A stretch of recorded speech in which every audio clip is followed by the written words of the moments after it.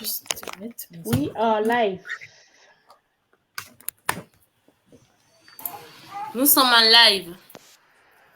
Bonsoir, bonsoir, bonsoir à tous ceux qui nous rejoignent sur Facebook.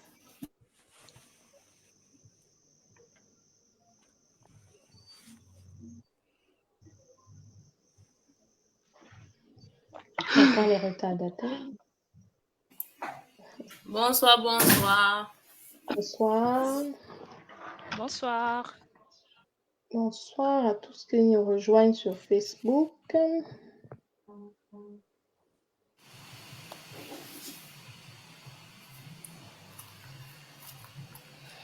Mettez les cœurs si vous nous entendez, si vous êtes là, pour qu'on puisse démarrer le live.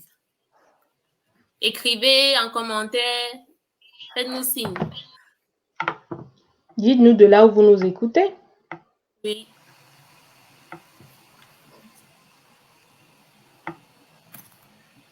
On a perdu Joy. Petit souci de connexion pour Joy. Mais elle va revenir. Ok. Ok. Network is sleeping.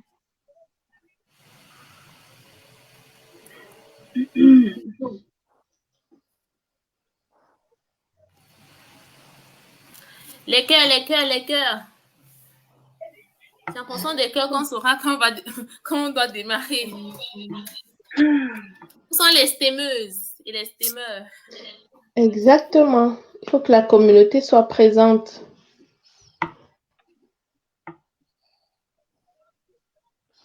Déjà 2 likes.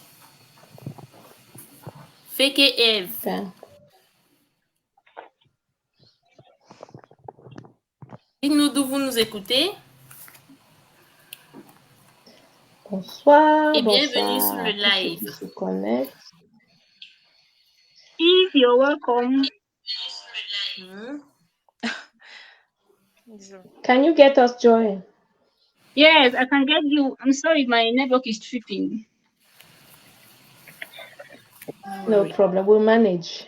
Okay.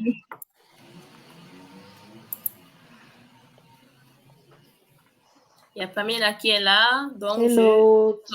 je saute. Wow. Hello. Très bien. Donc, on va pouvoir commencer. Notre panel est au complet.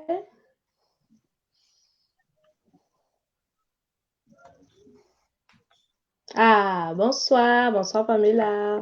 On est live déjà. Est-ce que tu nous entends? Oui, je vous écoute parfaitement. Ah, super. Et vous? Super.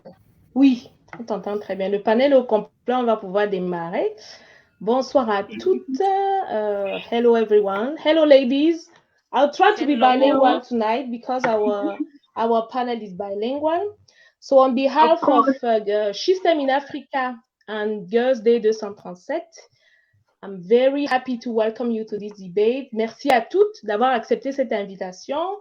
Je suis en compagnie d'une brillante assemblée de femmes ingénieurs. Donc, pour rappeler le contexte, ce débat est organisé dans le cadre de la Journée internationale de la femme ingénieure qui a eu lieu le 23 juin 2024, qui se célèbre toutes les années le 23 juin.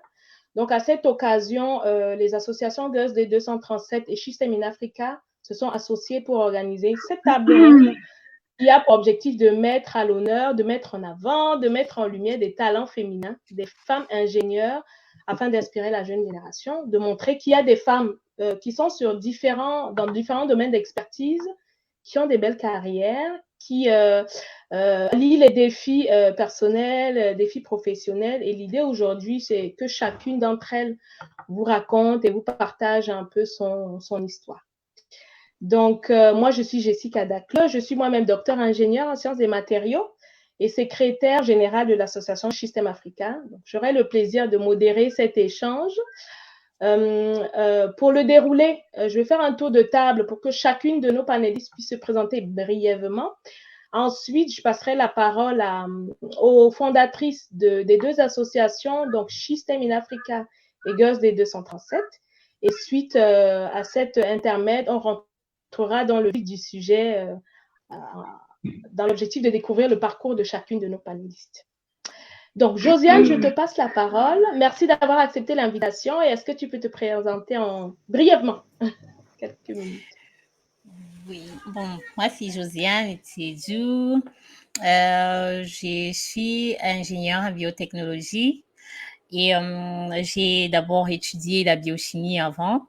Et pour un peu aller plus dans le domaine ingénierie, j'ai préféré aller vers la biotechnologie par la suite. Et j'ai fait un master en Bioverfahrenstechnik, ça c'est en Allemagne. Donc en français, c'est bioprocess, l'ingénierie des bioprocess.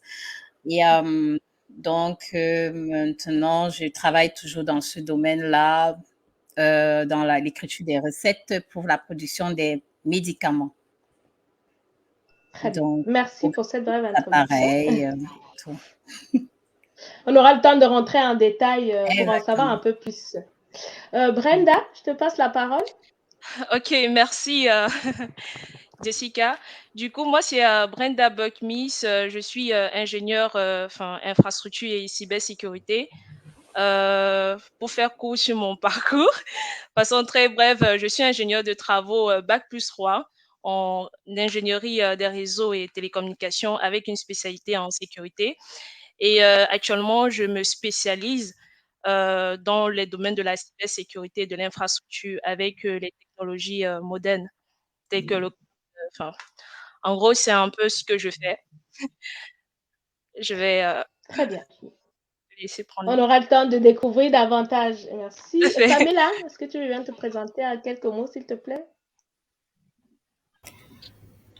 Alors, bonsoir tout le monde. Je suis Pamela Azanfouet, je vis au Cameroun, à Bafoussam. À la base, je suis enseignante d'informatique et également fondatrice d'une organisation basée à Bafoussam qui fait la promotion du digital auprès des jeunes. Et je suis également, il y a 2 ans, j'ai fait un petit virage pour devenir ingénieur DevOps. Et pour mon parcours, j'ai un master en informatique, option génie logiciel depuis 10 ans à l'Université de Yaoundé 1. Voilà, en gros, c'est moi tout. Merci. Très bien, merci. Over to you, Joy. Can you introduce yourself, please, in a few minutes? Joy, can you hear us? En attendant que Joy revienne, moi, je vais passer la parole à ma fleur. Est-ce que tu peux te présenter en quelques mots, s'il te plaît? All right. Thank you, Madam Jessica. I am called Bagbin Joy. I reside in Bamenda, Cameroon. Yes, I'm there. Yeah, I can get you. Yes, go ahead, please.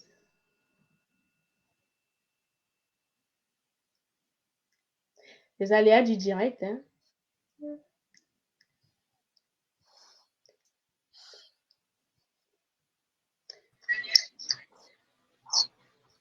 Can you get us, Joy?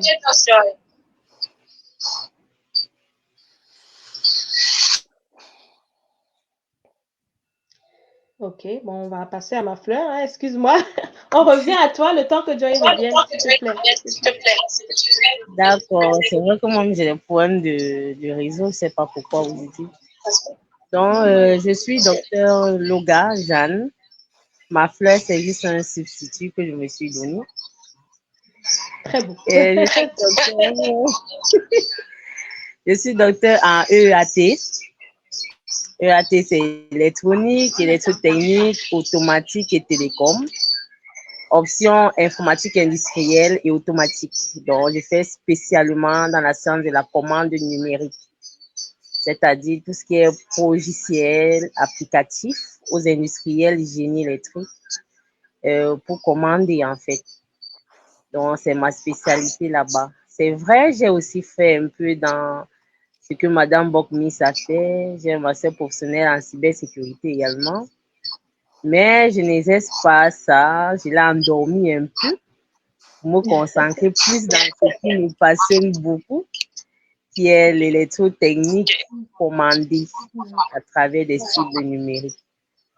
J'exerce ma profession à Douala beaucoup plus dans les IPES, tels que dans les IPES et les écoles de l'État, telles que l'INSEE de Douala, le Polytechnique de Douala, IUT de Douala, de la Salle et IME et tout ça. Donc, si vous avez bien compris, je suis enseignante chercheur. Voilà un peu. Très bien. Merci pour cette brève introduction. Est-ce que vous voulez bien couper les directs sur Facebook si vous êtes connectés en même temps? Parce qu'on a l'écho. D'accord. Je pense que je suis... Joy, est-ce que tu es revenu? Bon, petit souci technique avec Joy. Tu n'hésites pas à revenir hein, quand ta connexion te le permettra. Donc, petite transition, je vais passer la parole à Pulchéri pour nous introduire et nous présenter l'association System in Africa. Ensuite, on parlera de Girls et 237 avant de rentrer dans le vif du sujet. Merci Jessica, merci de me passer la parole. Bienvenue à toutes. Je suis Pulchéri Matsodoum Gemte, l'initiatrice de l'association System in Africa. On a pour en fait objectif de briser les barrières et les incertitudes dont les femmes font face quand elles évoluent dans les filières et les métiers STEM. STEM signifie sciences, technologie, ingénierie et mathématiques. Et le sujet du jour va bien en droite ligne avec cet objectif. Vous l'aurez deviné. Donc, en tant que vision chez System in Africa, on pense que donner un meilleur positionnement à la jeune fille, à la femme africaine, pourrait l'aider à... en la mettant à l'avant-garde en fait de ces disciplines-là, pourrait l'aider à développer des compétences qui vont nous aider tous en fait à résoudre les difficultés dont on fait face dans nos différents pays, de façon à pouvoir justement exceller, sortir en fait des sentiers battus et développer un peu plus notre contexte. Donc, chez System in Africa, notre mission est d'aider et d'accompagner ces femmes-là de façon à ce qu'elles puissent mieux intégrer d'abord et réaliser leur plein potentiel sur le long terme. J'insiste sur le fait sur le long terme parce qu'on a des décrochages, on le voit tellement bien en plus dans cette filière ingénierie qui est justement splittée en différents domaines. Vous allez pouvoir découvrir de par vous-même pendant le direct. Donc, voilà en gros ce qu'on fait et on réalise ça comment en fait? On a différentes activités, le coaching, le mentorat, les soutiens divers, les aides à la recherche de financement, l'aide au réseautage. On a un groupe WhatsApp de plus de 130 personnes qui se fédèrent chaque jour pour justement faire avancer la cause. Et n'hésitez pas, je vous mets le lien du groupe dans les commentaires. N'hésitez pas à nous rejoindre pour faire bouger les choses et avancer ensemble. Merci. Super, merci Pulchéri. Donc, on va accueillir Huguette pour la transition avec Girls Day 237. Oui, bonsoir à toutes. Bonsoir à tous. J'espère que vous m'entendez très bien. Moi, c'est Huguette Mawa. Je suis ingénieure en électrotechnique et je suis la fondatrice de l'association Girls Day 237 qui a aussi pour objectif d'encourager les jeunes filles à s'intéresser au métier de STEM. Nous sommes plus focus sur les filles de l'école primaire, dès l'école primaire, parce que nous pensons que il faut dès le bas âge les motiver, leur montrer leur capacité à faire les métiers de STEM et les encourager à faire les métiers de STEM. En général, nous sommes très actifs au Cameroun. Notre objectif, c'est de s'étendre en Afrique. Et nous avons commencé par le Cameroun et nous travaillons principalement avec des écoles primaires de la place, de la ville. Et chaque année, nous organisons une compétition au Cameroun avec des écoles où des jeunes filles, des écoles primaires, des classes de CE1 au CM1 ont des projets scientifiques qu'elles réalisent dans différents domaines de STEM. Et à la fin, il y a une compétition interscolaire où elles présentent leur projet, elles font des pitchs, elles présentent leur projet et sont récompensées à la fin. Et voilà, à peu près, nous avons une page Internet aussi et nous avons besoin de bénévoles. Si donc vous êtes intéressés, je pense que Pulchéri va aussi mettre l'adresse de l'association en commentaire pour que vous puissiez nous contacter. Merci.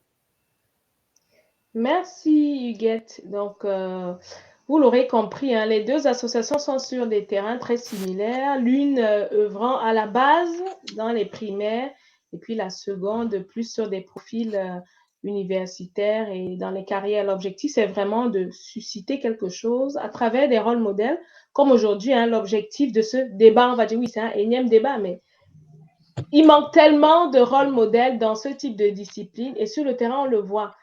Quand on interroge les statistiques, quel que soit le pays du monde, que ce soit au Cameroun, que ce soit en France, en Allemagne, en Suisse, et j'en passe, les femmes sont encore très peu représentées dans les filières ingénierie pour différentes raisons. On aura l'occasion peut-être d'aborder ce sujet au cours de ce débat. Et l'idée pour nous est, à travers la présentation des parcours de ces brillantes dames, d'inspirer et de montrer que c'est possible. Joy, I'm coming back to you. Can you hear us? Souci de connexion. Oh là là. Souci de connexion. Bon, bah, quand ça sera mieux, on va probablement la retrouver.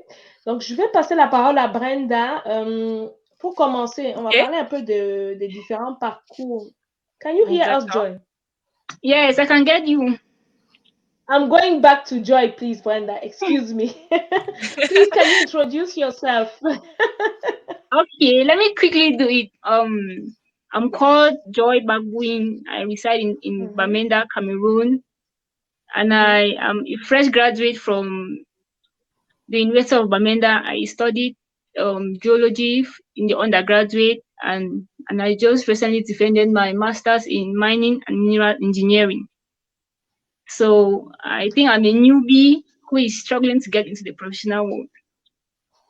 Oh, thank you. So I will start with you before giving the floor to Brenda. So how did you happen to choose this type of study? Were you dreaming of mining when you were younger? So tell us your story. Okay, well, as a young girl, I've always loved nature. That is, I've always wanted to understand the physical processes, why this happened, why do we have lands, why do we have valleys. And so I happened to do geology in the high school, and then I got into the university and I did geology. That is, I have a passion. It's like I have a passion for the natural things that are occurring around. I always want to understand them. And so after my degree, I happened to have an idea of the mineralogical potential that Cameroon has. And I was like, wow, if we have these potentials, why are we still this underdeveloped? And so I decided to venture into the mining, to be able to develop these minerals that we have and put it out there to the world. So that was how I found myself doing mining and mineral engineering. Thank you. How many girls were you in your class, in your master class? How many girls? Quite a lot. I think majority of the class were made up of girls. I don't know what each of them. Yeah, I don't know what each of them had in mind, but for me, it's something that I'm passionate about. Ok, thank you. Brenda, je reviens à toi. Excuse-moi pour le switch.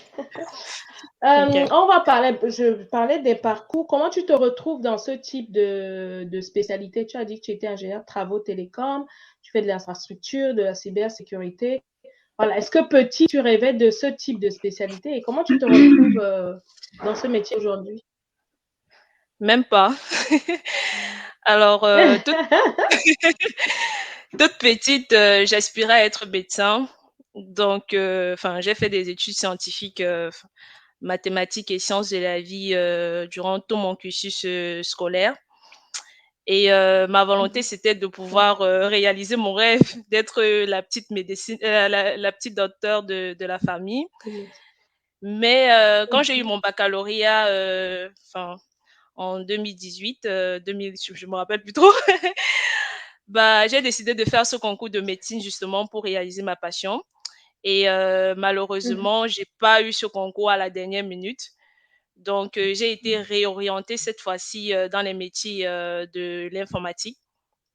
Et disons que ce qui a été mon déclic vers les domaines justement technologie, c'est que j'ai grandi avec ma maman qui elle-même était du domaine. Donc, elle a été en ce moment une source de réorientation, quoi.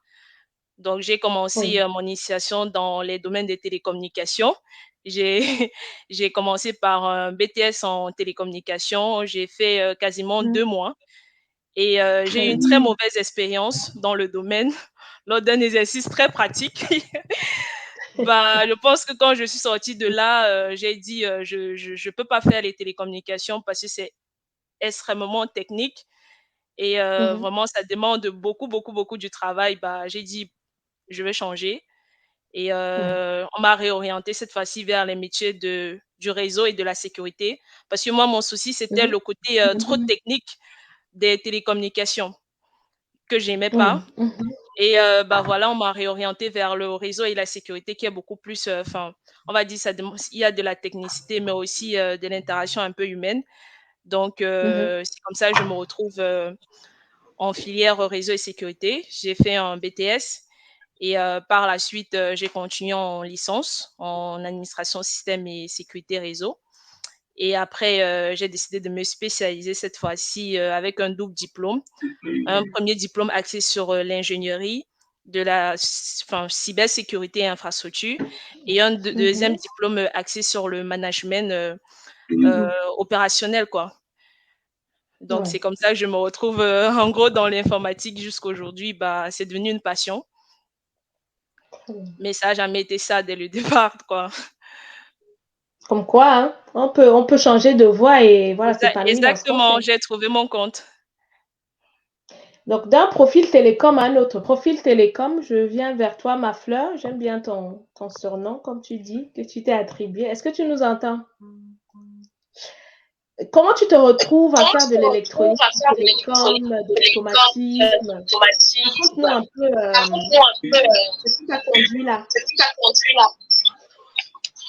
Oui, je vais dire, je me retrouve là d'abord à travers les études supérieures. C'est vrai que si j'ai des étudiantes qui sont ici, elles seront un peu bluffées parce que toutes croient que j'ai un bac technique. Donc, tout ça, je suis technicienne à la base. Alors que non, je n'ai pas un bac technique. J'ai un bac enseignement général C. Mais ce sont mes études supérieures qui m'ont orientée là-bas. Et comme j'ai eu mon bac très tôt, ce sont mes parents qui ont choisi, hein, faut le dire, qui ont choisi ce que je vais faire. Et j'ai aimé, moi j'ai aimé directement ce qu'on m'a choisi. Parce que j'ai été admise à l'INSEE de Douala directement après mon baccalauréat. C'est vrai que j'avais comme toujours Madame Vogmis, on a un peu des similitudes. Je rêvais de faire des études de médecine. Je rêvais être spécialiste en chirurgie. Mais après, bon, j'ai aimé. J'ai décidé de m'orienter, d'aimer en fait, parce qu'il y a tout ce qu'on fait, il faut de l'amour. Donc, j'ai aimé l'électronique, parce qu'on m'a orienté à l'électronique d'abord. Mais ce qu'il faut dire, c'est que d'abord, dès la base, quand je faisais le bac, j'ai été en communion avec les enseignants et les élèves du lycée polyvalent. C'est-à-dire, ils venaient toutefois concourir avec nous au lycée. Et à chaque fois, je leur demandais, qu'est-ce que vous faites même là-bas au lycée polyvalent? Ils me disaient, non, on faisait la F3. On faisait la F3, la F3. Je disais, mais pourquoi la F3 vient compétir en sciences mathématiques avec nous? Pourquoi? Donc, c'est comme ça que j'ai d'abord aimé la filière parce que j'ai trouvé des similitudes. Et quand on m'inscrit en F2 à l'INSEE, je dis non, moi, je voulais faire F3. Mais ça a été à mon avantage parce que tous les cours, on les faisait ensemble. Que ce soit les cours de spécialité F3, que ce soit les cours de spécialité F2, on les faisait tous ensemble. Et ce qui est aussi particulier dans ma formation, c'est que moi, j'ai fait beaucoup de stages. J'avais des parents qui m'ont mis assez tôt dans l'environnement industriel. Ça veut dire que chaque vacances, que ce soit décembre, Pâques, congé annuel, j'avais où aller faire des pratiques. Que ce soit en laboratoire privé, que ce soit même des métiers, aller casser le mur, faire de la plomberie. J'ai vraiment touché à tout. J'ai fait tous ces métiers pendant 5 ans. Donc, c'est pourquoi quand quelqu'un me voit pratiquer, il se dit non, elle est technicienne, alors que non. j'ai été mis dans un bain qui a vraiment élevé tous ces fondamentaux en moi. Donc, c'est ça que je peux dire. Et aussi, quand après je termine ma formation à l'INSEE, directement, j'engage avec la thèse. Et en même temps, j'engage avec le master professionnel parce que j'ai fait les 2 masters au même moment. Pourquoi? Parce que le master professionnel que je faisais, lui, il était semi-présentiel, en ligne, si on peut dire comme ça. C'était proposé par le bassin de l'AIF, logé à Polytechnique. Donc, j'ai préféré rattraper ça également parce que je me disais, tout ce qu'on fait en électronique, électrotechnique, quand tu montes d'un cran, tu te rends compte, tout ça, c'est le traitement de l'information. Et il faut assurer un certain minimum de sécurité de cette information, que ce soit en gros courant, que ce soit en courant minimal. Il faut protéger l'information. Pourquoi ne pas aller faire un master en protection de l'information, en sécurité informatique? C'est comme ça que j'ai décidé de le faire, pour allier tout ça ensemble, électronique, électrotechnique, télécommunication et sécurité. Donc, voilà un peu comment je suis devenue. Voilà. Donc, c'est comme ça que je suis devenue STEM. Parce que il faut avouer, j'aime ce que je fais. Et je le fais avec amour et je m'y mets au fond et tout ce qui est. Et en plus, comme tu es enseignant, tu transmets aussi ta passion. Exactement. Merci. Je vais voir Josiane là-dedans. Tu parlais du besoin d'avoir plus de pratique.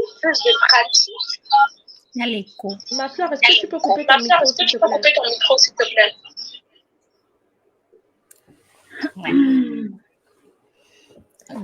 Tu parlais du besoin d'avoir plus de pratique. Tu as commencé en biochimie, si je me rappelle.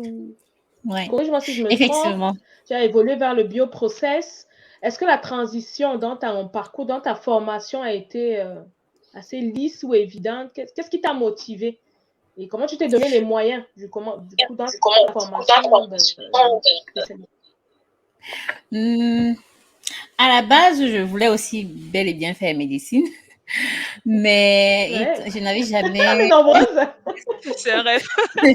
Je n'avais jamais présenté de concours, mais au Cameroun, et donc je suis allée faire biochimie, que je trouvais aussi très très intéressant.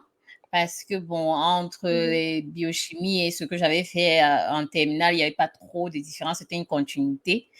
Ayant eu un bac D, bac sciences de la vie, de la terre, chimie et mathématiques. Et quand je voyage donc pour l'Allemagne, je me dis, j'avais la possibilité de continuer avec la biochimie, puisque tout était reconnu, toutes les matières avaient été acceptées. Mais pendant mon parcours de biochimie, il me manquait vraiment les mathématiques et un peu de physique que j'aimais déjà bien au secondaire. Donc, je me suis dit, bon, puisque j'ai la possibilité de changer, pourquoi pas. Donc, du coup, j'ai changé, je suis allée faire biotechnologie. Et dans la biotechnologie, étant à l'université technique de Berlin, là, j'avais une panoplie de matières techniques. Donc, que ce soit électrotechnique, physique, chimie, j'avais tout était vraiment, on avait la construction, mécanique, donc c'était vraiment très intéressant.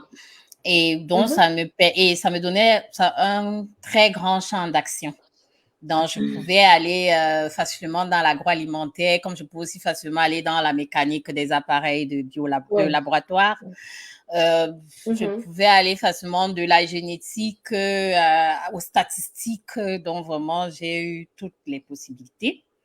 Et par la suite, j'ai travaillé sur les projets. D'abord, au départ, c'était l'agroalimentaire, dont la détection des toxines dans les céréales, grâce à certains logiciels. Et c'est comme ça que je découvre aussi le côté informatique et programmation lié à tout cela. Parce qu'il fallait utiliser des logiciels pour détecter justement ces toxines-là. Il fallait écrire certaines lignes de code. J'ai trouvé ça très intéressant. Ce qui fait qu'en master, je voulais absolument allier toute cette biologie, biochimie à l'informatique.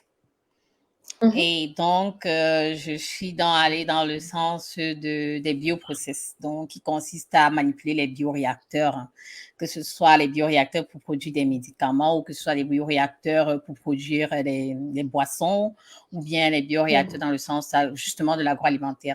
Et donc, ayant déjà ce rêve de la médecine là, j'ai préféré aller dans le sens de la pharmacie, dans la production des médicaments pour allier justement mon rêve à ce que j'avais sous la main. Je ne suis pas médecin, mais je produis les médicaments. Exactement. Donc, à nos jours, c'est ce que je fais. Et bon, c'est vraiment de la programmation, mais appliquée aux médicaments, si on veut dire simplement. C'est un peu ça. Très bien, merci. Pamela, est-ce que tu nous entends? Je viens vers toi pour interroger un peu ton parcours. Tu disais que tu étais enseignante en informatique. Après, tu as opéré un virage, mais finalement pas très serré ton virage. Finalement, c'est le même univers métier. Et en plus, tu as fondé une association qui aide à former les jeunes dans les métiers du numérique. Comment tu fais la transition entre finalement ton background et puis ta formation d'ingénieur DevOps? Qu'est-ce qui te motive et quel est le déclic? Voilà, déjà, je suis enseignante depuis 10 ans. J'ai toujours aimé faire l'informatique, donc c'est l'informatique ou rien. Non, j'ai jamais voulu être médecin d'ailleurs. J'étais très mauvaise en sciences, donc. Bon, mais en informatique, c'était ça depuis la classe de seconde. Donc, quand j'enseigne dans un lycée de la place et en même temps, je suis assistante de cours. Et puis, je réalise que après la licence, les jeunes manquent de véritable orientation professionnelle. Ils ont tendance à embrasser les métiers informels parce que c'est plus évident et ça demande moins d'efforts et ça résout plus rapidement leurs problèmes usuels. Et pourtant, le monde est en pleine digitalisation et il suffit d'avoir un certain nombre de compétences dans un certain domaine bien précis, vu que l'informatique est pluridisciplinaire, c'est varié, c'est transversal en même temps, comme Josiane le fait si bien. Donc, il suffit d'avoir un domaine, une expertise dans un domaine précis et pouvoir travailler sur certains projets et à la fin acquérir certaines expériences que vous pouvez faire valoir, bien entendu avec du mentorat et autres, pour entrer dans un nouveau domaine et créer votre place. Je parle ici des domaines comme la data science, la cybersécurité, le cloud et tout ce que ça renferme comme outil. Et voilà, c'est comme ça qu'on va mettre sur pied cette organisation pour encourager les jeunes à pouvoir faire de la transition assez rapidement, entre autres. C'est vrai qu'on fait beaucoup d'autres choses. Et puis, c'est comme ça qu'on va mettre sur pied Quantec. Et voilà, en 2022, moi aussi, j'ai dit, vu que il faut que je prêche par l'exemple. Moi, déjà, je suis passionnée des données.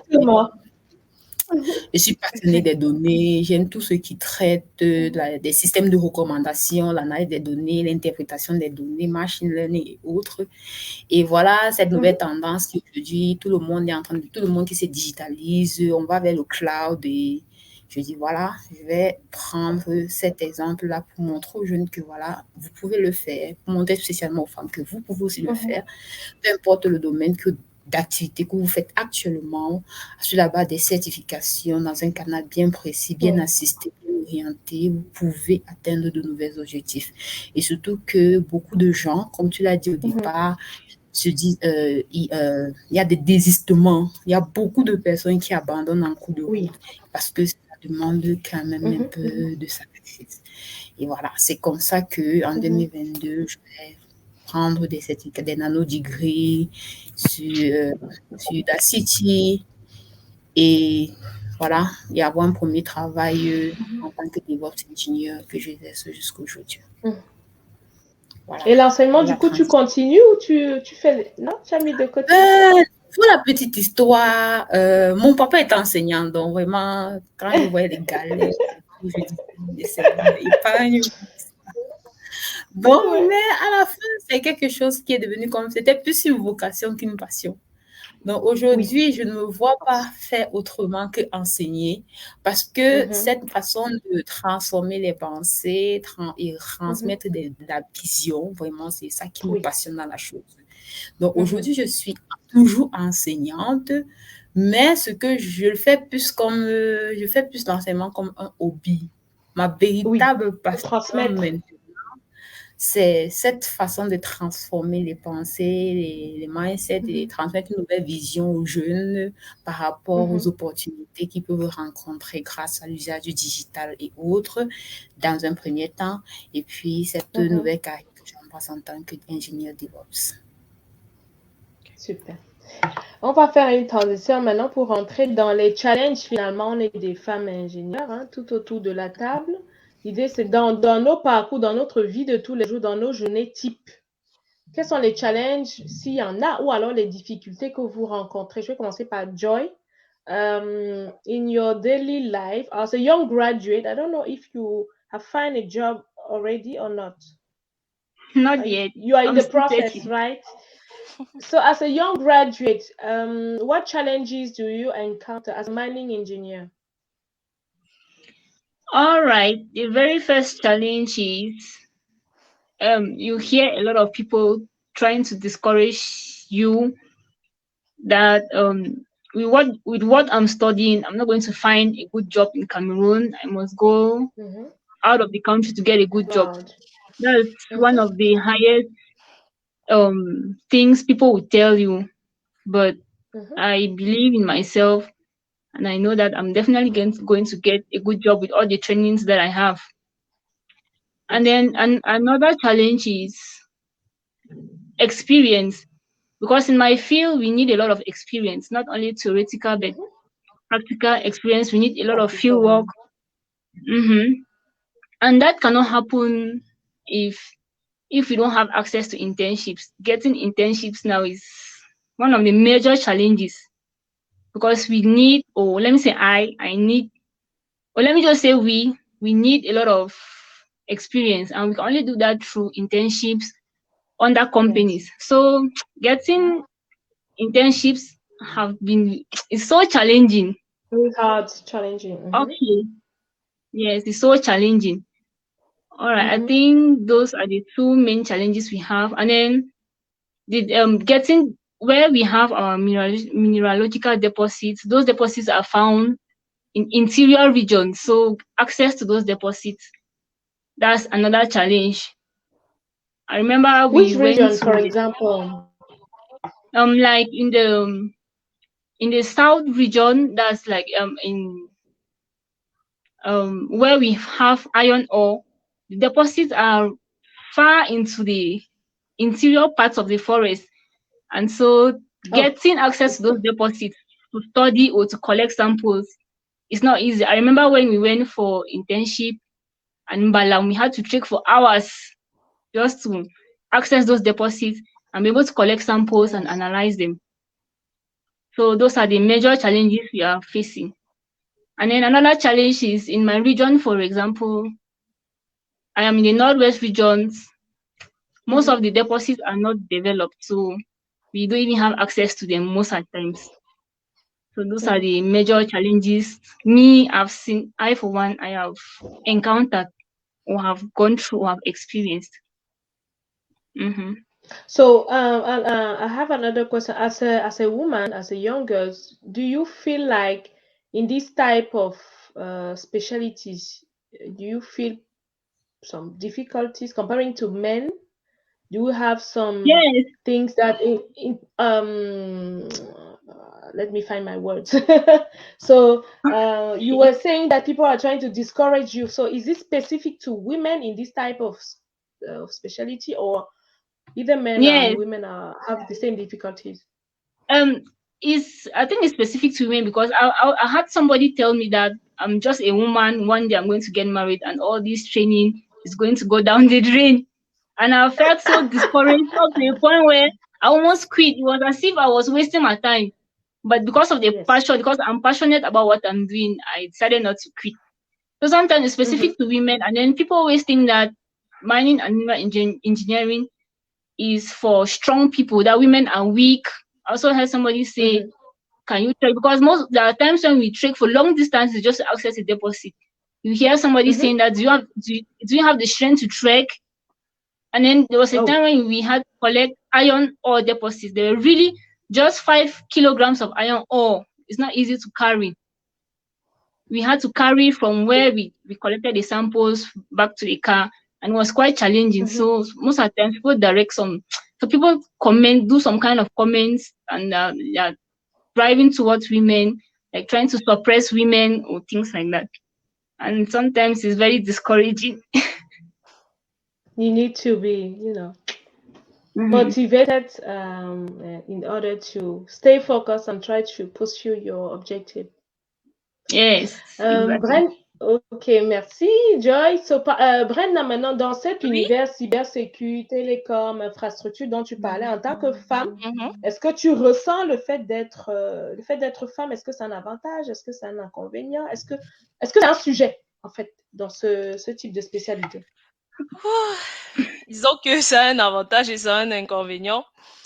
Bah, du coup, concernant les challenges que particulièrement moi je rencontre au quotidien, que ce soit côté formation ou enfin en entreprise, bah, c'est déjà le fait que en termes de femmes, on n'est pas nombreuses, on est très peu. Et du coup, parfois, ça se ressent même, si je prends le cas du côté formation, entre, par exemple, camarades, etc., ça crée en fait des camps, genre, on va se dire que toi, tu es une fille, bon, on te met à côté, nous, on travaille entre mecs, on va faire des trucs hyper, hyper compliqués. Bah, toi, tu vois, genre, tu es une fille, quoi. Voilà, je suis une fille, quoi. Côté entreprise, je dirais pas que ça crée forcément des clans, mais parfois on a l'impression en fait de sous-estimer tes compétences. C'est-à-dire que certains vont penser que ça c'est peut-être une tâche assez complexe, vu que tu es une fille, est-ce que tu pourras le faire, etc. Donc parfois ça ça crée un peu une petite barrière. Mais sinon dans l'ensemble, ça joue aussi positivement parce que généralement, quand tu postules, par exemple, pour certains emplois, tu peux être avantageux parce que tu es la seule fille, notamment. Donc, beaucoup d'avantages aussi, beaucoup d'inconvénients. Et en gros, c'est ça. Je dirais aussi que comme challenge aussi que je fais face, c'est tout le temps pouvoir démontrer que je suis compétente en fait dans ma peau de femme. Pourtant, je suis diplômée, etc., mais je dois toujours tout le temps montrer que non, je peux, etc. Donc, ça demande un travail en permanence et une démonstration de ses compétences aussi. Donc, en gros, c'est les challenges auxquels je fais face. Très bien. OK. Merci d'avoir partagé ça. Josiane, est-ce que toi, dans ton domaine, voilà, c'est plutôt mix, c'est plutôt très féminin, très masculin? Est-ce que, voilà, le fait d'être une femme était un sujet dans cette spécialité-là? Quand j'étais dans le secteur de la recherche au laboratoire, c'était pas trop un sujet parce qu'il y a aussi beaucoup de femmes dans ce domaine-là. Mais dès que j'ai un peu migré vers l'informatique, vous savez que le simple fait d'appuyer sur un boulon et faire démarrer un programme, ça donne des ailes. Donc, du coup, les hommes, ils ne comprennent pas. Non seulement ils sont d'abord hommes, mais en plus de ça, ça a l'air encore sur homme, quoi. Donc, c'était vraiment difficile. La moindre question que l'on pose, on remet toujours tes compétences en question, un peu comme Brenda disait. Parce que tu es une femme et puis bon, c'est toujours comme ça, c'est difficile. C'est les mêmes challenges en fait. Les challenges de, même si tu es diplômée, bon, il faut que tu prouves d'abord. Et à chaque fois quand tu réussis quelque chose, c'est toujours, ah, elle a réussi. Donc, genre, on s'attendait pas. Il suffit que tu sois à la hauteur de l'enjeu. Effectivement, mais on réussit à s'imposer. Et puis, de toutes les façons, quand les femmes se retrouvent aussi entre elles dans un domaine aussi, entre guillemets, marginalisé, elles sont toujours ravies de savoir que, nous sommes 2, 3 femmes. Donc, quand j'arrive généralement dans une nouvelle équipe, il y a certaines femmes qui vont s'approcher de moi et me dire, au moins une femme de plus, on n'est pas seul et tout. Donc, ça fait toujours, ça montre quand même que il y a une différence qui règne, même si elle n'est pas trop matérialisée. D'accord. Ma Fleur, est-ce que toi, justement, dans ton univers, être parti d'un background généraliste, être rentré dans la technique F2, F3, avoir une triple spécialité dont tu as parlé tout à l'heure, est-ce que le fait d'être femme, c'est un sujet? Est-ce que c'est des secteurs dans lesquels, voilà, il y a une certaine mixité, ou alors est-ce que tu as des contraintes ou des challenges particuliers parce que tu es une femme dans ce type de spécialité? Oui, moi j'ai beaucoup de contraintes. D'abord, le fait, comme on a parlé tout à l'heure, il y a toujours ce qu'on appelle la discrimination. Parce qu'on se dit, une femme, la mettre dans un niveau de criticité. Si je peux dire ça, ça veut dire qu'il y a des décisions parfois critiques. Il y a des pôles critiques où quand on met la femme, ça porte à confusion. Les gens se disent, est-ce qu'elle peut tenir?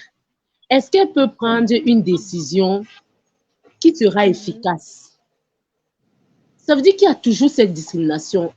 C'est vrai, on encourage les femmes à être un peu plus nombreuses dans la technique, par exemple aussi, à challenger les hommes. C'est vrai, tout le monde encourage ça parce que j'ai l'impression que c'est déjà une dynamique, c'est une nouvelle tendance. Mais alors, quand on décide de mettre la femme à un certain pôle, surtout dans la technique, il y en a toujours qui refusent. Parce qu'ils se disent que la femme ne peut pas être efficace autant qu'un homme. La femme ne peut pas avoir à challenger un homme dans certains domaines. Or, moi, j'ai beaucoup critiqué et ce sont les discriminations que moi, je vis au quotidien. Et pas plus tard qu'hier, j'ai eu une collègue qui s'est plaint farouchement dessus. Elle est même allée jusqu'à hausser la voix. Et moi, de dire à mes collègues, vous voyez, ça veut dire, j'ai cru qu'à un moment, j'étais la seule à ressentir ça. Ça veut dire qu'on est nombreuses dans le domaine. À ressentir ces frustrations. Ça veut dire que quand on te donne une certaine responsabilité, on est toujours obligé de t'adjoindre un homme ou un collègue pour qu'il s'assurer que... Voilà. Il dit qu'il va t'épauler, alors qu'en fait, c'est pas ça. C'est qu'on sait que non, va travailler, toi, tu vas mieux faire. Et elle va peut-être t'aider dans le thème de la jugeote ou alors le thème de ce qui est administration ou alors le thème, voilà. Mais dans la prise de décision, on dit non, on va l'aider. C'est toi qui vas prendre la décision. Pourquoi? Pourquoi cette discrimination? Est-ce qu'on pense que la femme n'est pas apte à prendre certaines informations au sérieux, à traiter ces informations de la manière la plus efficace et à sortir un résultat optimal? Cette discrimination, elle est sur le terrain, elle est effective. Donc, voilà ce que je vis au quotidien. La deuxième des choses que je vis au quotidien, c'est les filles, les étudiantes. Elles ont déjà un objectif de vie que je ne sais pas si peut-être c'est l'éducation qui leur forge ça. Ça veut dire pour elles, une fille dans les filières techniques doit s'arrêter en licence. C'est-à-dire après licence, là, non, elle a trop. En fait, se sont mis... On peut se dire, non, on est dans les villes, on est dans les cités, on est dans les zones urbaines. Ça n'existe pas, ça existe. Les filles, quand tu les entends, quand tu leur demandes leur projet de vie, c'est qu'elles font jusqu'à DUT licence, elles vont se chercher un boulot. Le minimum qui peut-être puisse s'attraper, c'est bon, elles font leur vie avec. Quand tu leur demandes un peu de personne, oui, ce qui explique ça, moi, quand je passe, moi, je cours beaucoup. J'ai toujours des causées éducatives, au moins 30 à 1 heure de temps avant de faire. Et quand je leur demande, elles d'abord sont admiratives de voir, il y a des femmes qui font les masters, il y a des femmes qui font, mais elles se disent que bon, quand je vais faire trop de longues études, je ne vais pas trouver le mariage. Quand je vais faire trop de longues études, je ne pourrai pas faire ma vie de famille. Quand je vais faire trop de longues études, est-ce que tellement de questions, en fait, elles se mettent des barrières elles-mêmes. Et je leur demande souvent, les femmes que vous voyez, qui sont peut-être dans la recherche, qui sont peut-être ingénieurs, vous pensez vraiment qu'elles manquent de quelque chose ou alors elles ne sont pas heureuses? Elles me disent que non, peut-être elles grandissent dans les foyers, il y a de l'argent, peut-être elles ont toujours à dire. Et moi, de leur dire, et moi aussi d'encourager les jeunes hommes qui sont là, que lorsqu'ils auront à avoir des enfants filles, qu'ils pensent à les orienter vers la technique. Parce que quand tu es technique, tu utilises tes mains. Et quand tu utilises tes mains, tu ne peux pas manquer d'emploi. Et tu vas même employer d'autres personnes qui vont réduire le chômage. Donc, ne réduisez pas la femme toujours à un idéal que la société s'est peut-être forgée avant. La femme peut continuer à assumer ses responsabilités de femme tout en maintenant des relations professionnelles assez étroites en s'investissant dans le professionnel. Les deux vies n'ont aucun rapport. Aussi, si elles ont des rapports, elles peuvent être très bien gérées par la femme qui est multitâche. Donc, voilà un peu les difficultés que je rencontre au quotidien. Très bien, merci. Tu as déjà fait la transition entre le tremplin équilibre personnel et équilibre professionnel. Je viens vers toi, Pamela. Toi qui es enseignante, toi qui travailles dans le DevOps, toi qui accompagne les gens dans la reconversion professionnelle dans les métiers du numérique, est-ce que dans les publics féminins, déjà, est-ce qu'elles sont présentes dans ton univers et est-ce qu'il y a le type d'éléments que Mafleur a évoqué? Donc, ces réserves-là, je vais rentrer vers ce type de métier, est-ce que je vais arriver à vivre ma vie de femme et à faire ce type de profession? Est-ce que c'est des éléments, toi, qui sont présents dans ton quotidien? Je dirais que déjà, elles ont beaucoup de barrières sociales, elles ont beaucoup de barrières culturelles, surtout dans la région de l'Ouest où la culture a une place de choix. Donc, je ne sais pas dans les autres villes comment elles ressentent cela, mais il y a une forte barrière culturelle qui fait en sorte que les femmes, déjà, elles sont comme moulées dès le départ, elles sont moulées au point où être une femme et penser qu'on va évoluer en mal.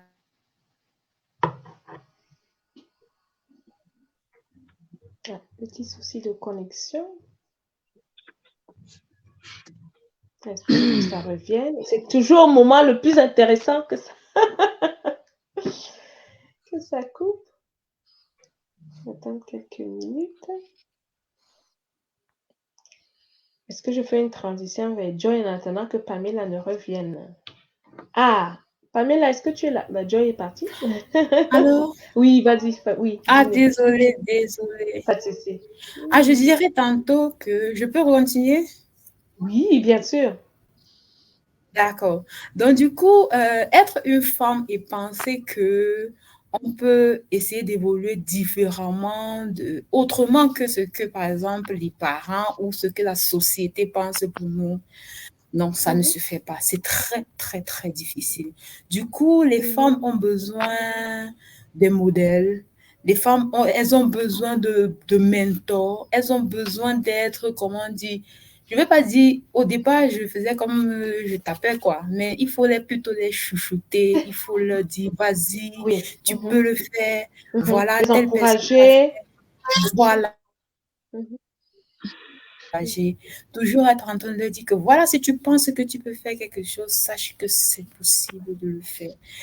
Peu importe le nombre de temps que ça te prendra, bien que tu es marié, tu as des enfants, il n'est pas question d'aller à la même vitesse que X ou Y, mais aller à ta propre vitesse, mais être focalisé sur ton objectif.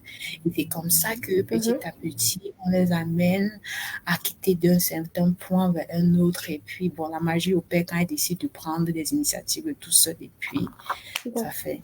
Et bien, la réalité, quand même, c'est que les femmes, on les fouille.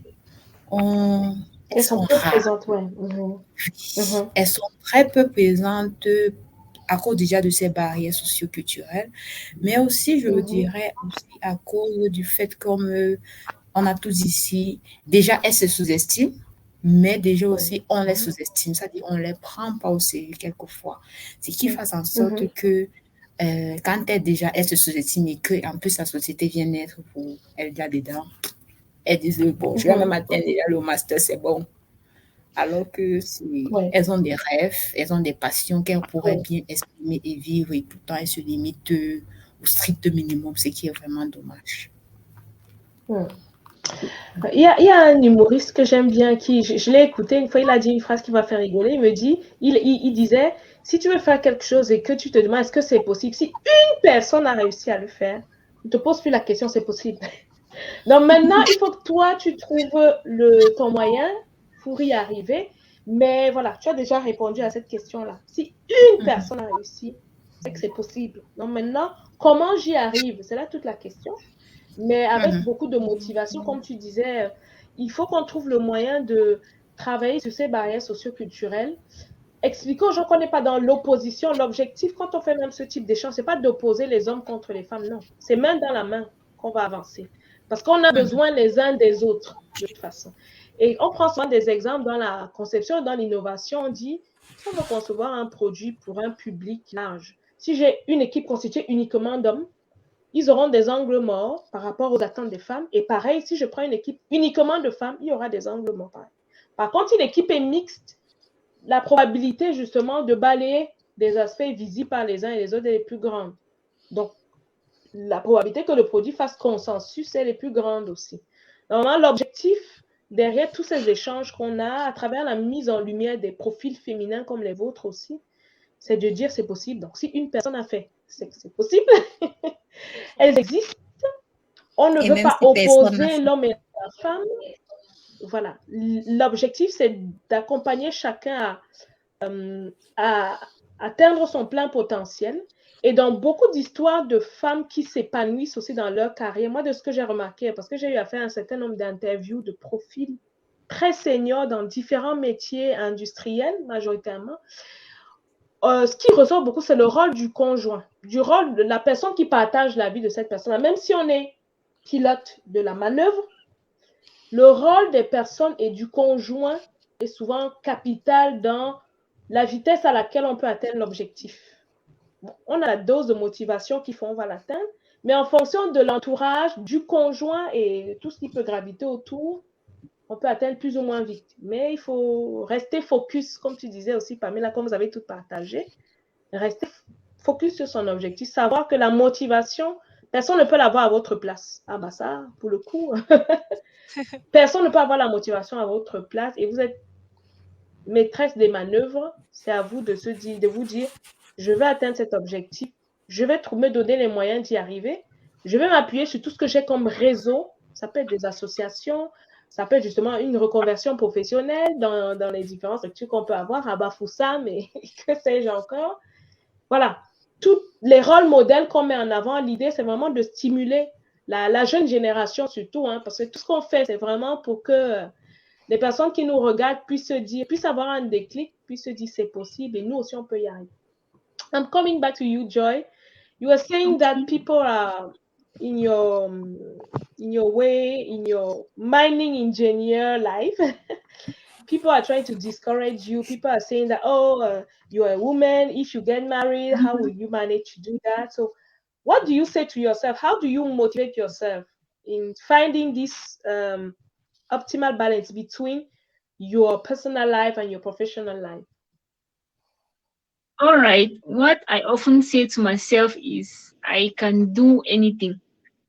Because I'm a woman, I'm not limited to doing some particular things. What I say to myself is I can do everything. Anything I set my mind on, I'm going to do it and I'm going to achieve it. So that is how I'm able to find balance and not listen to what people say. And actually, I'm actually achieving because I've been trained. I've gone through the training successfully, and now I'm getting into the professional world.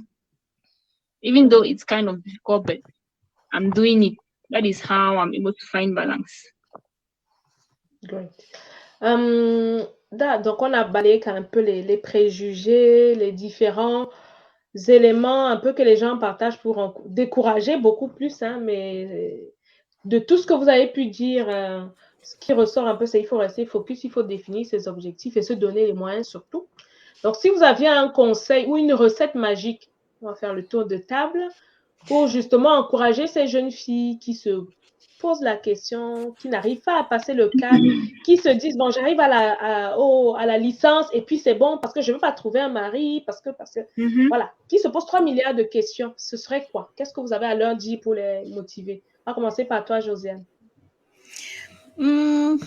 Tout à l'heure, tu as dit que si une seule personne a fait, ça veut dire que nous aussi pouvons faire. Moi, je dis que si tu as rêvé, c'est que tu peux faire. Même si personne n'a fait, tu peux être la première personne à faire.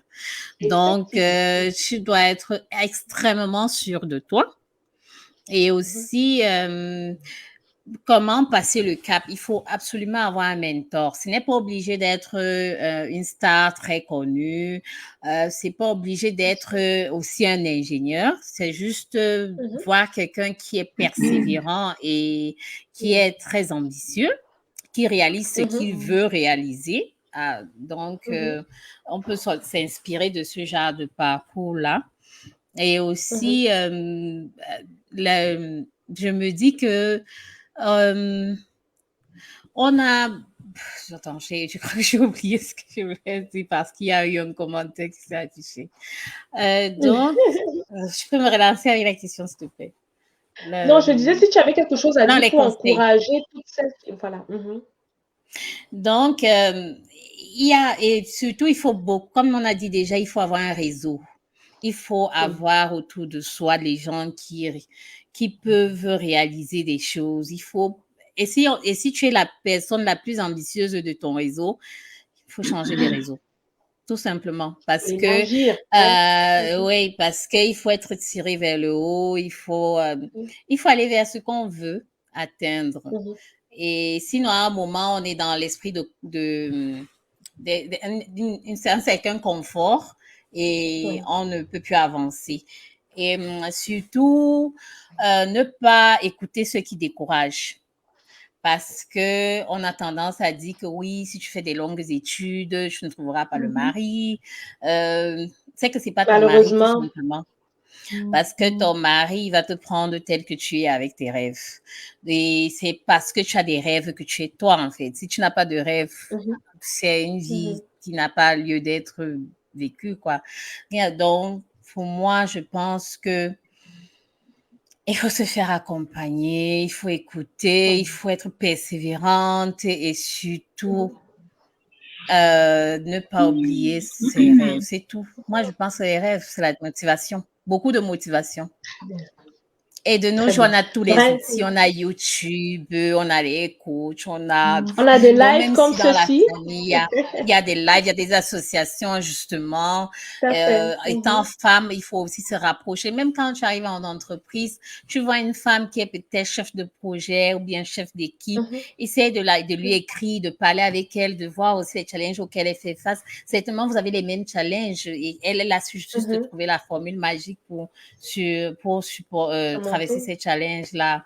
Donc, ne pas hésiter à communiquer. La communication, en fait, il faut être focus, tout simplement. Très bien. Brenda, ce serait quoi ta recette magique pour toutes celles qui hésitent, qui se mettent des barrières, qui se limitent? Qu'est-ce que tu leur dirais? Bah, déjà, moi, j'aime souvent prendre mon cas. Je suis partie, à la base, c'était pas ce que je voulais faire réellement. Mais suite à une réorientation, justement, j'ai trouvé ma passion. Et je dirais tout simplement qu'il faut croire en soi. Et j'aime souvent dire, j'ai une maxime là qui dit toujours, she believes, she could, so she did. Et c'est ce que moi j'appelle. Great. Oui, c'est ma maxime. Can you repeat it, please? Queen, she believed she could, so she did. Ok. Great. Donc, moi, sincèrement, je dirais qu'il faut extrêmement croire en soi, croire à ses capacités. Et je dirais également qu'il ne faut pas hésiter à vous lancer. Il y a tellement d'avantages dans les domaines de l'ingénierie. Et surtout, faites-vous entourer entourez-vous du moins des mentors qui vont vous accompagner, qui vont vous inspirer.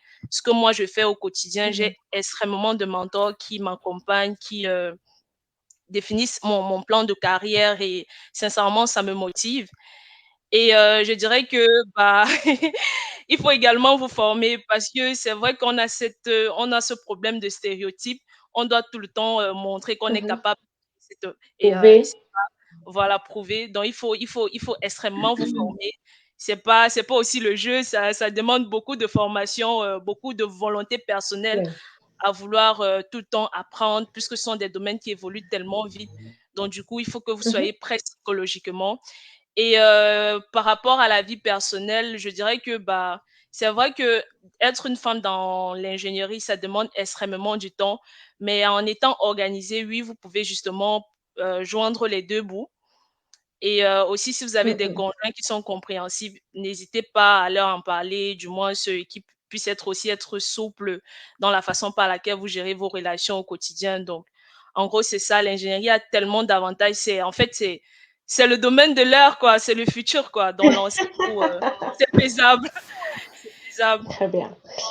Pamela, qu'est-ce que tu dirais du coup à ces jeunes filles qui hésitent, qui se disent que si je rentre dans cette, je ne vais pas trouver le mari, c'est trop difficile. Voilà. Qu'est-ce que tu leur dirais pour les accompagner, pour les aider à passer le cap? Moi, je vais leur dire ce qu'une maman qui était docteur m'avait dit un jour, c'est qu'un projet professionnel, on le planifie tout comme un projet personnel. Donc, si vous planifiez de devenir ingénieur, vous devez aussi planifier votre vie professionnelle comme vous planifiez votre travail. Donc, et c'est clair, comme les autres l'ont dit, le choix du conjoint, ça va aussi... votre travail, votre conjoint doit être quelqu'un qui est quand même, qui comprend votre domaine, au moins qui comprend votre système de fonctionnement. Ça, c'est le minimum. Bon, qui vous écoute, oui, ça, c'est une grâce. Mais toujours est-il qu'il faut se dire, OK, si dans 3 ans, je vais être ingénieur, dites aussi, OK, dans 3 ans, je vais me marier et vous commencez à développer les stratégies pour vous marier, comme vous développez les stratégies pour devenir ingénieur. Tout à fait. Parce que le problème des femmes ingénieurs, souvent, c'est que, je suis une femme, si je fais ci, on va dire quoi? Non.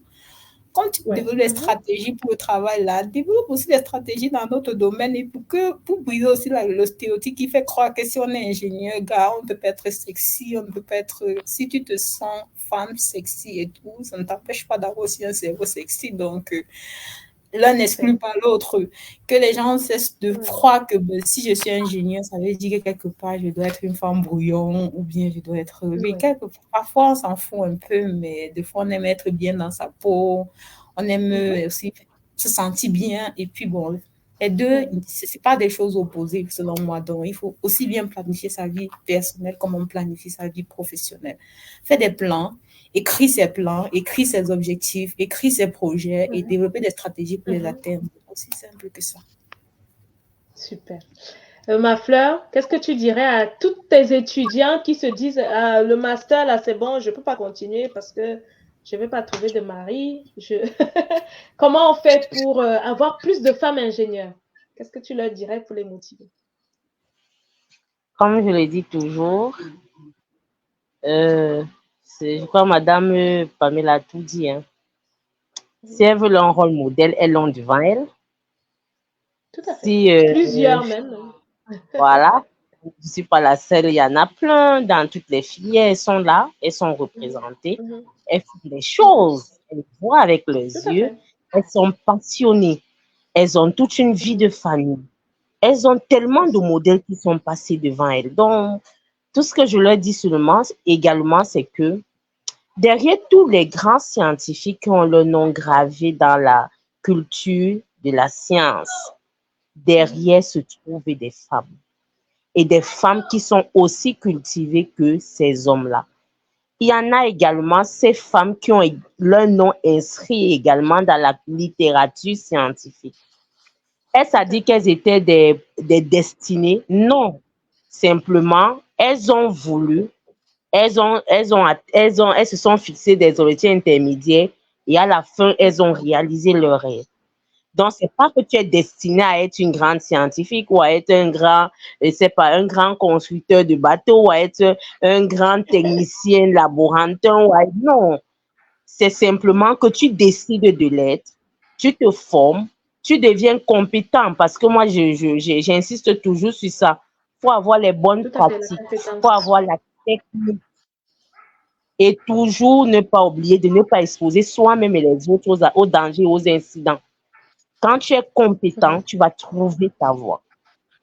Et la dernière des choses que je vais dire, on reste femme et ingénieure. Une femme, c'est la féminité. Une femme, c'est la beauté. Une femme, c'est l'ordre. Donc, quand une femme fait la technique, on aimerait retrouver le beau, on aimerait retrouver l'ordre, on aimerait retrouver tout ce qui est à envier. En fait, tout ce qui est décoratif. Donc, quand une jeune fille me présente un projet professionnel qu'elle a réalisé, je lui dis toujours, non, madame, ça doit être différent de ce que l'homme a fait. Pourquoi on doit retrouver ta féminité dans ton projet? Et c'est ça qui va attirer les employeurs vers toi. Sans oublier qu'une femme reste celle qui est perchée sur les talons, celle qui met du rouge à lèvres, celle qui se coiffe. Même si ta tenue d'atelier est exigée dans ton travail ou dans ta profession, n'oublie pas que tu peux aller au travail en tenue convenable à une femme et tu peux te changer au bureau. Donc, n'oubliez pas l'aspect féminité. On n'est pas des femmes devenues hommes ingénieurs. On reste des femmes, mais qui excellent dans le domaine de l'ingénierie. Donc, c'est tout ce que je peux dire. Super. Eh ben, merci. Vous parliez de planification, justement. Comment planifier un projet personnel, on planifie un projet professionnel.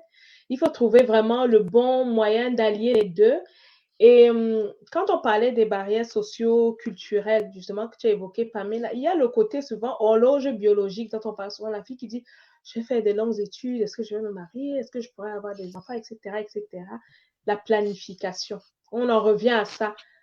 Heureusement ou malheureusement, on est des femmes avec un fonctionnement biologique particulier, différent des hommes. En fonction de ses rêves et comment on projette sa vie, il faut planifier, il faut faire avancer, il ne faut pas lâcher ses rêves, mais voilà, en fonction de comment on souhaite vivre sa vie, il faut trouver le moyen d'allier les deux, s'entourer des bonnes personnes, s'entourer des mentors, des réseaux, des associations.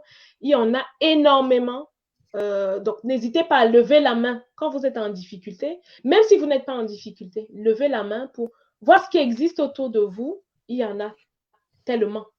Et si une personne a réussi, ça veut dire que c'est possible. Même si personne n'a jamais réussi, vous pouvez être la première à réussir. Donc, je vais terminer par Joy. We were discussing about what would you say to a young girl who is still hesitate in, embracing her dream in this engineering study. What would you say to her to motivate her? All right. What I would like to say is that believe in yourself. That's just the main thing. Believing in yourself, because a lot of things you're going to come across a lot of situations where you want to give up. But believe in yourself, being a go-getter, setting your goals and making sure you're achieving them. That is what I'll have to say to any young girl who is feeling discouraged or wanting to quit. Believing in yourself, because once you believe in yourself, what any other thing anyone has to say other than that is not going to have an impact on you. But believing in yourself. Très bien. Donc, pour un tour de table pour clôturer le débat avant de prendre quelques questions, être une femme ingénieure en 2024, en un mot. Alors, un mot. Ce serait quoi pour toi, Josiane? Et puis, on va faire le tour. Un mot. C'est dur, hein? Mais... Je dirais le pragmatisme. Pragmatisme. Super. Brenda, un mot. Please, what does that mean? I'll translate for you. So, being a woman engineer in 2024. One word to define a woman engineer in 2024. Ok. Brenda, un mot. Pour moi, être une femme ingénieure en 2024, si je dois le dire en un mot, c'est être ambitieuse. Ambition. Ma fleur, un mot. La compétence. Compétence. Okay. Pamela? La résilience. Résilience. last but not least, Choi, one word, what is to be a women engineer in 2024? In one word. Patience. Patience. Et moi, je dirais un mot que j'aime bien, boldness, l'audace. L'audace, parce que justement, on a beaucoup de filles en général au début des études, mais on les perd pour différentes raisons. Donc, tout l'enjeu, c'est vraiment de retenir ces femmes qui veulent abandonner pour différentes raisons, qui veulent abandonner parce qu'elles ont peur de ne pas trouver le mariage, encore une fois, qui ont peur qui abandonnent parce que la société va dire tu es trop éduquée, donc une femme ne devrait pas. Voilà, donc osons, soyons audacieuses et puis inspirons-nous de tout ce qu'on a autour de nous pour justement atteindre nos objectifs. Alors, je ne sais pas si l'une d'entre vous répond. Il y a une question qui dit, il y a une question que j'ai vue tout à l'heure par rapport au côté émotionnel. Est-ce qu'une femme qui est dans les filières d'ingénierie, dans les filières techniques, voilà, c'est revenu. Est-ce que les études ou le travail dans le domaine industriel peut entraver le côté émotionnel? Qui veut prendre la parole? Bah, ok. Moi, je dirais non. Ah, ok, vas-y. Bah, tu peux y aller, hein, mais bon. Moi, je dirais que plus ou moins oui. Plus ou moins oui, parce que... On a deux points de vue. Oui. Je prends par exemple mon cas, c'est même pas de façon volontaire, hein. C'est juste que déjà être une femme dans le domaine de l'ingénierie demande d'avoir quand même du caractère, surtout quand tu es dans un environnement où tu es la seule fille devant les hommes. Donc ça va demander parfois à pouvoir prendre des décisions, à pouvoir vraiment diriger, quoi. Et oui, ça peut aussi avoir ça peut se ressentir sur la vie émotionnelle parce que c'est un caractère en fait que tu bâtis et qui, voilà, a des répercussions même sur ta vie personnelle, quoi. Tu auras tendance à vouloir parfois t'imposer, chose qui est normale, quoi. Donc, c'est un peu ça, parfois le petit bémol de la chose, quoi. Et Josiane, tu voulais partager sur le sujet?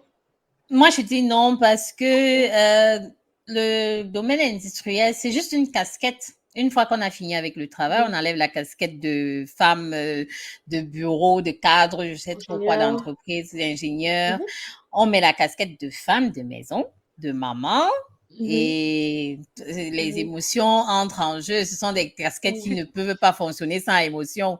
Donc, du coup, non, je dis non. Si on est appelé à dominer au travail parce qu'on veut faire passer des points de vue, c'est vrai que ça peut apporter des déformations professionnelles sur notre caractère, mais on doit essayer de ne pas amener cela à la maison. Ça, c'est non.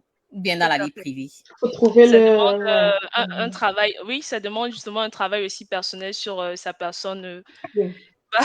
Un gros travail sur soi, justement, pour... Tout à fait. Intelligence émotionnelle, hein, qu'il faut travailler. Ouais. Ah oui, si on est intelligente, on doit appliquer ça partout. Alors, quelqu'un dit, puisqu'en industrie, si une femme tombe enceinte, elle risque de perdre son travail, car elle ne sera pas dans la possibilité de répondre à un besoin de l'entreprise pour des postes comme électrotechnicienne, automaticien, génie électrique en général. Bon, je ne sais pas c'est quoi la question. Donc, comment gérer ce type de choses, la grossesse, quand on est une femme qui travaille dans des milieux industriels? Quelqu'un veut réagir? Il faut jouer avec le timing. Il faut jouer avec le timing parce que si on a des projets, on peut essayer de localiser la pause du projet, que ça corresponde exactement avec la période de congé parental. Donc, on peut gérer avec le timing comme ça pour ne pas trop entraver le fonctionnement de l'entreprise. Ben, normalement aussi, dans certains systèmes, la femme enceinte est assez protégée et ne perdra pas son travail pour autant. Mais bon, comme je dis, il faut gérer vraiment le timing. On peut aussi s'arranger à être dans un changement de poste. Donc, on se dit, après la grossesse ou bien après l'accouchement, on part vers une autre carrière. On postule pendant le congé parental, on postule à autre chose. Comme ça, on n'est pas un poids pour l'entreprise. Donc, c'est un peu ça. Et après, on enchaîne les grossesses de cette manière, quoi. Je sais pas, planifier. Moi, c'est un point que j'aime beaucoup. J'aime beaucoup ce sujet. Pourquoi je me dis, heureusement qu'on fait des enfants. Heureusement que les femmes... Qu'est-ce qui se passerait si les femmes disaient, on ne fait plus d'enfants? Qui travaillerait dans les entreprises? Qui prendrait la relève? On ne serait même pas là. Si les femmes peuvent décider aussi, on ne fait plus d'enfants. Vu que vous nous stigmatisez et tout, bon, bah, on va clore le sujet. On va arrêter de faire des enfants. Radical. Qu'est-ce qui se passerait? Il n'y aurait plus personne pour travailler dans les entreprises. Hein? Parce que la plus forte valeur d'une entreprise, quand on dit le capital humain, et l'humain, bah, il vient d'où? Donc, Oui, moi, je pense qu'il y a toujours des moyens de... Comment? Il y a toujours des moyens de s'adapter. Et moi, je dis une grossesse, indépendamment de ce que ça peut entraîner comme adaptation, ça se planifie. Bon, si une femme est enceinte, tu sais qu'à fin de grossesse, elle n'est pas en congé maternité, ça peut s'anticiper, ça peut s'organiser, ça peut se planifier. Par exemple, une dépression, ça peut arriver du jour au lendemain. Quelqu'un peut être sur un projet chaud, burn-out, la personne s'arrête du jour au lendemain. On trouve un moyen de gérer la situation. Une grossesse, on a le temps. Quand ça se passe bien, parce qu'il y a des grossesses aussi pathologiques, malheureusement, on a le temps de voir venir. Certains peuvent vivre des grossesses où elles sont épanouies jusqu'au bout. Elle va accoucher le lendemain, elle est au charbon. D'autres peuvent être malades pendant la grossesse. Voilà, on ne sait jamais à quoi s'attendre. Mais encore une fois, c'est la vie. Si on décide de ne plus accoucher du tout, ce serait dramatique.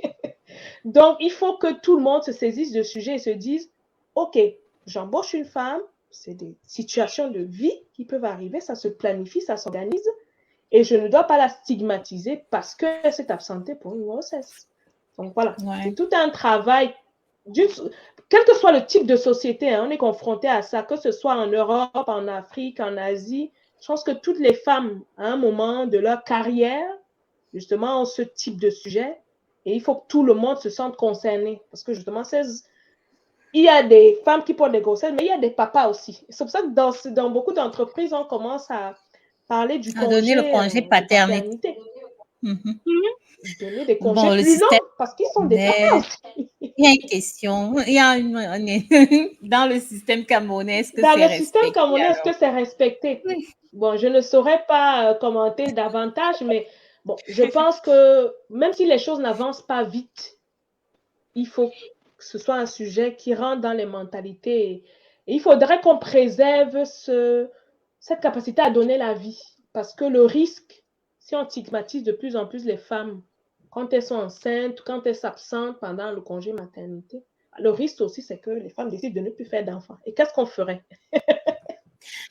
C'est aussi pour ça qu'il faut bien se former, parce que quand on est bien formé, même si on pèse son travail parce qu'on a donné la vie, alors on postule ailleurs, tout simplement. On rebondit ailleurs, effectivement. La compétence. La compétence, ouais. La compétence, tout à fait. On va s'arrêter là.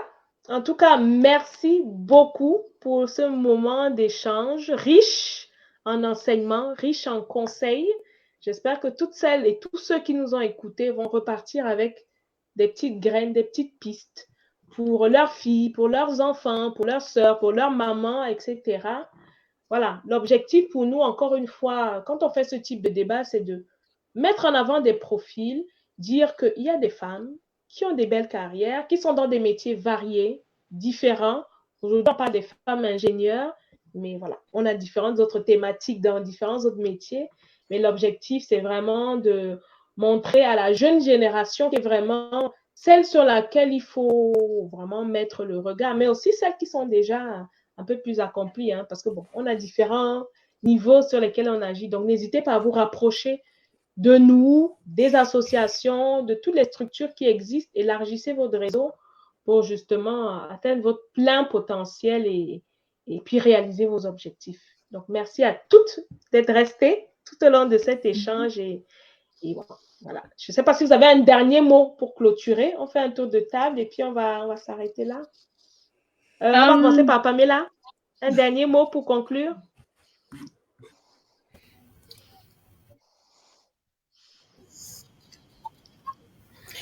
Ah, merci beaucoup. Désolée. Bon, moi, je dirais que les femmes, elles doivent être confiantes, be confident, comme on dit, il faut avoir confiance en soi et se dire, et choisir vos batailles. Dans votre démarche pour devenir ingénieur ou bien pour changer, pour avoir un métier qui vous plaît, meilleure situation professionnelle, il faut choisir vos batailles. Ce n'est pas une bataille contre un système ou bien contre votre famille ou votre époux. C'est une bataille contre vous-même, je dirais, par rapport à vos challenges pour atteindre vos objectifs que vous vous êtes fixés dans un délai que vous seul vous maîtrisez. Donc, il faut être résilient. Vous échouez, ne vous découragez pas, recommencez. Entourez-vous de bonnes personnes. Dites-vous, chaque échec, c'est une opportunité pour apprendre et soyez focalisés. Restez focus. Merci. A last word to conclude, Joy, please. Okay, I would like to go with Brenda's slogan. I don't know what was it again. She cool. Yes. Okay. So she did. All right. I think I found interest in that slogan. I like it so much because it says a lot. What I would like to say lastly is that believe in yourself and create valuable connections. That is very important. Spend time creating connections that are valuable and add more sense to your life. I think that is what I had in mind as my last words, creating valuable connections. Thank you so much. Ma Fleur, pour terminer, pour conclure, un dernier mot. Oui, je voulais dire à la jeune fille, ne courez pas vers les diplômes, courez vers la compétence. Faites-vous former, suivez vos cours, suivez vos pratiques professionnelles. Inscrivez-vous dans les ateliers de formation, même si c'est au quartier. La compétence ne se perd jamais. Deuxième des choses, n'attendez pas toujours que ce soit les autres qui vous forment. Vous pouvez vous former vous-même et après vous devenez un pilier de la formation. Dernière des choses, ne manquez pas de garder votre féminisme parce que c'est également ça la beauté de la femme dans l'ingénieur. Très bien. Brenda, pour terminer. Pour terminer, moi, sincèrement, j'encourage beaucoup les jeunes, surtout ceux qui vont bientôt passer le baccalauréat, de s'orienter vers les métiers de l'ingénierie. Et je dirais que, il faut parfois laisser tout ce qu'on dit de stéréotypes, que la femme ne peut pas faire ci, la place de la femme, c'est à la cuisine, etc. Laisser tout ça, c'est bien possible. Plus vous commencez tôt, plus vous finissez tôt. Moi, je prends par exemple mon cas, j'ai commencé très tôt. Et sincèrement, aujourd'hui, je suis en finition et j'arrive très bien à joindre ma vie personnelle et ma vie professionnelle. Et sincèrement, je ne regrette pas. Donc, croyez en vous, c'est possible. Jouez sur votre temps et voilà, vous allez très vite décoller et ce sera ultra positif pour la suite. Super, merci Josiane. Last but not least. Pour moi, je dirais, c'est pas de l'ingénierie au féminin, c'est de l'ingénierie faite par la femme. Donc, c'est tout simplement de l'ingénierie. Et donc, il faut, comme on a tous dit ici, il faut se former, il faut être compétente, il te faut des compétences pour challenger, parce que de toutes les façons, ce ne sera pas facile. Personne ne te dit que ce sera facile, mais c'est la vie parce qu'il n'a pas écrit quelque part que la vie était censée être facile. Donc, ce sont des challenges et être assoiffé de connaissances. Chaque fois qu'on se retrouve devant un mur, on cherche les voies de contournement tout simplement et on avance et on suit ses rêves et rien de spécial. Parce que c'est quand on se dit que c'est spécial que ça devient plus compliqué. C'est rien de spécial, c'est tout à fait normal. Ça existe, les gens le font, donc nous aussi on le fait, tout simplement. Eh bien, super, merci à toutes. Moi, je vais terminer par une phrase que j'ai écoutée d'une entrepreneur qui s'appelle Nabou Fall, qui a dit quand on sort de sa zone de confort, on rentre dans sa zone de croissance. Je vais terminer là-dessus. Merci. Merci à tous ceux qui nous ont regardés. Et puis, à bientôt pour un prochain live. N'hésitez pas à nous rejoindre. Girls Day 237, System in Africa. Voilà, vous avez tous les contacts. Merci. Au revoir. Merci. Merci, Au revoir. Bye. Merci. Bye bye. Bye.